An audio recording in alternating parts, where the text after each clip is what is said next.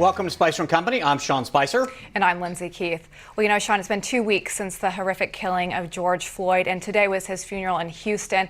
And his murder continues to dominate a national conversation about race and police tactics. Yeah, I mean, we've been seeing protests throughout the world. But one of the issues at the core of all of these protests is what needs to be done about the use of excessive force by rogue police officers, especially perpetrated against African Americans. There have been incidents of beatings, chokeholds, and killings that in many cases are entirely disproportionate to the perceived illegal activity.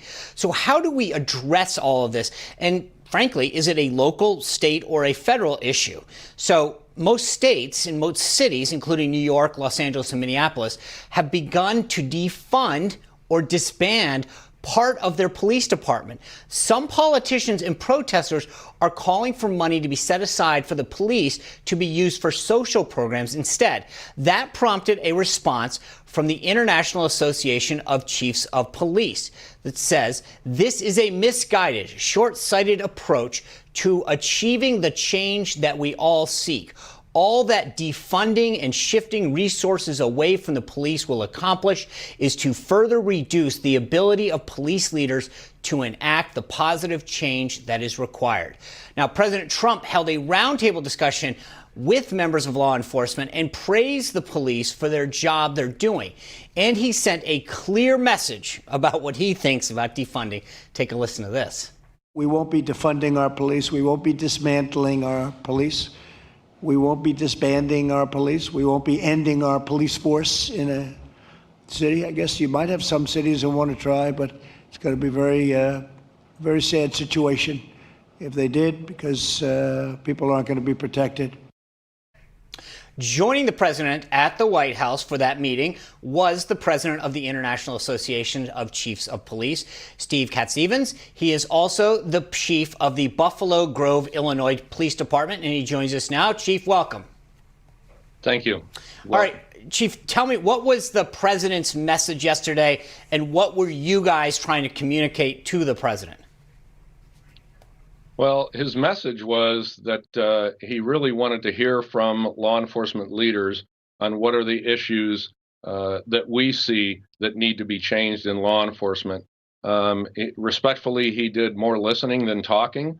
We had some very candid conversations, and many of the things that the IACP has been trying to implement in law enforcement nationwide were what we talked about.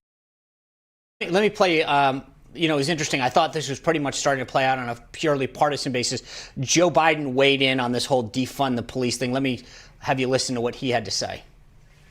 I don't support defunding the police.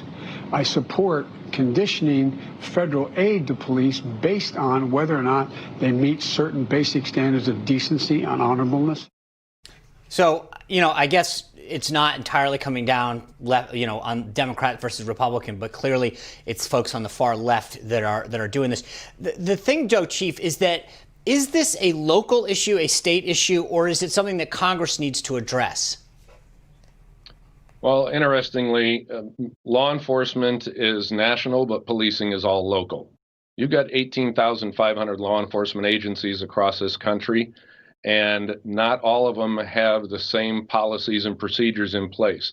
That's why one of the things that the IACP has been pushing since we adopted it in 2017 is our national consensus use of force policy. And this consensus was achieved with 11 total national agencies, including management and labor, the IACP, the Fraternal Order of Police, the National Organization of Black Law Enforcement Executives, and numerous others.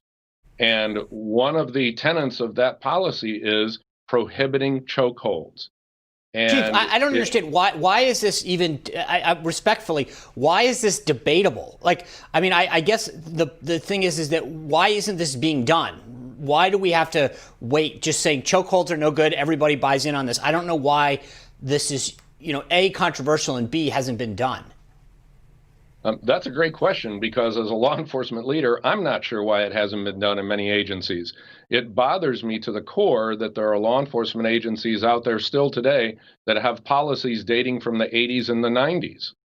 So, okay, so that's, but do we need, I mean, this is what I'm trying to get at, is it seems that there are some police departments that are in front of this, and there are some that are behind this. So do we need the federal government to come in and dictate this, or can we just try to get those other local governments up to speed in some way? Because it seems to me as though we're looking at a national standard, which everyone seems to agree on, and we've got some folks that just need to get pulled up to that standard. I agree, and I don't know if it's a carrot and the stick, or if it's withholding funding, or what would make it successful. Again, I believe that 99% of law enforcement agencies out there do have updated policies and procedures that are reflective of our national standard, but there clearly are many that are not, and those are the agencies that need to be targeted. Those are the agencies that we need to talk to. And I hold several people responsible. I hold the leadership of that agency, whether it's the police chief, the sheriff, the state police colonel. That's their responsibility to have those policies in place and to hold their officers accountable. Interestingly, do you think that this is, everyone keeps talking about defunding the police. Do you think that this is a few bad apples that need to get rooted out because they don't get their job and they didn't abide by the training? Or is this something that needs to be addressed writ large throughout all police departments? Well, I think it needs to be both. I think, again, I go back to the leadership of the agency. It's their responsibility to hold their officers accountable. And by the way, it's the community's responsibility as well to hold their police chief and their city accountable, and their local city management. So, Chief, let me ask you this. Keith Ellison, who's the Attorney General out in Minnesota, made a suggestion the other day that said, you always don't need an armed officer to respond to every incident. So, if it's a domestic violence, maybe you could have a social worker or something. Is that feasible? And do police officers already have too much on their plate? You keep adding things on to a police officer, and at some point, they become the jack of all trades instead of somebody that's focused on law enforcement? Well, there's two parts to that answer. Number one, it may sound very simplistic. Well, I'll send a social worker to answer a domestic violence call. I can't tell you how many police officers have answered domestic violence calls, have been shot and stabbed and beaten, because that's the most dangerous call for service for a police officer to go on. It's completely unpredictable. But to your other point, we have been talking about this in law enforcement for the last 20 years. What has been defunded in the last 20 years is social services. So police officers have to become experts in dealing with homelessness, mental health, drug abuse, because this has all been dumped on the plate of law enforcement because those services have been defunded. Yeah, I agree with you, Chief. I think every time an officer goes up to a car for a traffic stop or knocks on a door, they don't know what they're going to get. And so to make it seem like you can just send one type of officer to every incident, to me, is pretty pie in the sky.